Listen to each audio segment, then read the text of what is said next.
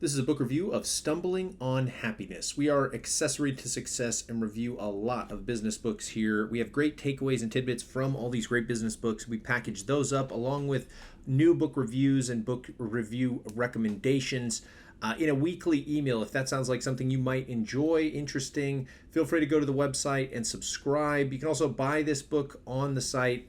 Throughout the review, there's going to be a lot of other book recommendations. You can find links to all of those in the blog post. Now let's move on to the main takeaway from this great book. Humans have a special ability of looking into the future. A majority of us lack the certain awareness and prowess to properly utilize this info. This book thus gives us an outlook on how we can use this knowledge to create a happy and fulfilling life. Here are some bullet point takeaways of what you'll learn in this book. Imagination is the human brain's greatest ability. Imagination gives us the ability to view the world in endless ways. The human brain tends to make predictions of almost everything very quickly.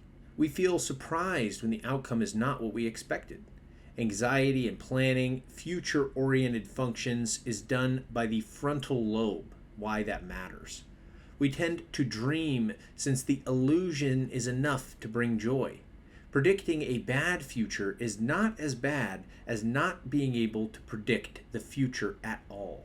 Awareness and experience are not the same, though closely related. Taking part in an event is an experience, whereas awareness is knowing the event is taking place. Now on to the main book summary. The brain is always processing information. As a child in the classroom, we tend to wander into daydreaming. Our minds are elsewhere, but our body's present. The brain is consistently surveying the information of a new environment and trying to make sense of what is happening. The human mind is capable of creating a very lifelike image and scenario of the future, based on a small sample size of information. The challenge arises after one predicts and imagines a specific future. This tends to become the only way you see things to unfold. You hold expectations that things will turn out the way you wanted. This is very powerful if used properly. For more on that, read the book, The Ultimate Sales Machine. We naturally tend to believe in the best possible scenario of the future. This leads to future disappointments if the desired outcome is not achieved. We tend to forget the thousands of other scenarios that could have taken place. Another factor may be our emotional state. People tend to make irrational decisions based on how they feel, justifying them as logical decisions.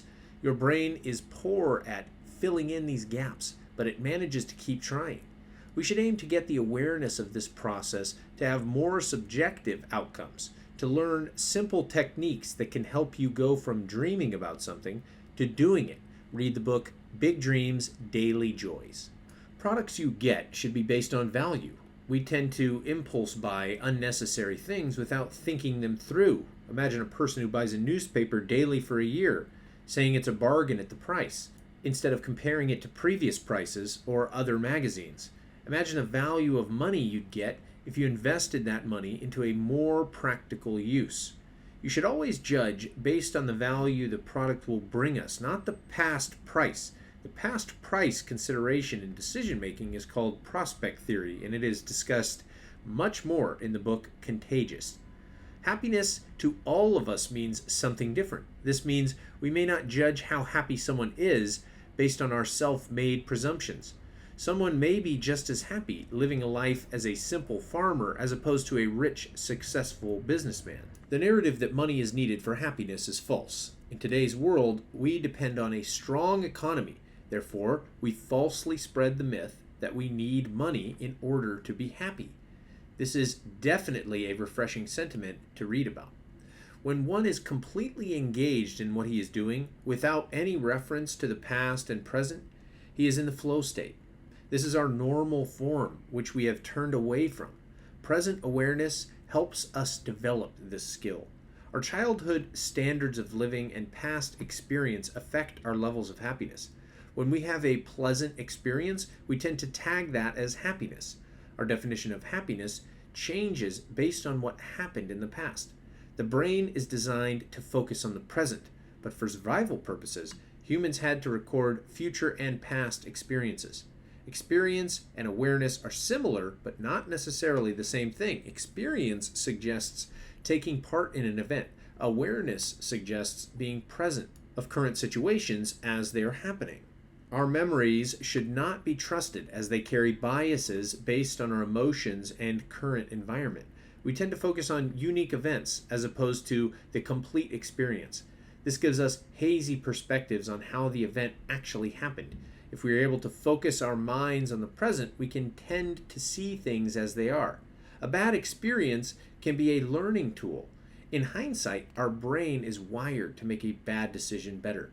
We quickly try to explain to ourselves that situations are better after unpleasant experiences. This way, we accept these situations and are able to make better judgments in the future. It's a subconscious defense mechanism, which Angela Duckworth talks about in the amazing book Grit.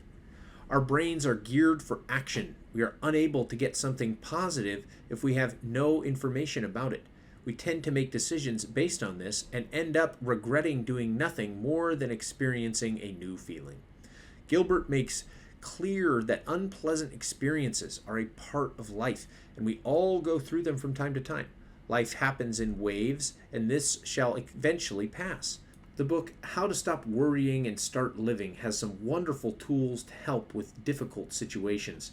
We seem to overestimate the impact traumatic events have on people. As seen, people who survive earthquakes tend to be happier than those who just imagined it. About the author, Daniel Gilbert.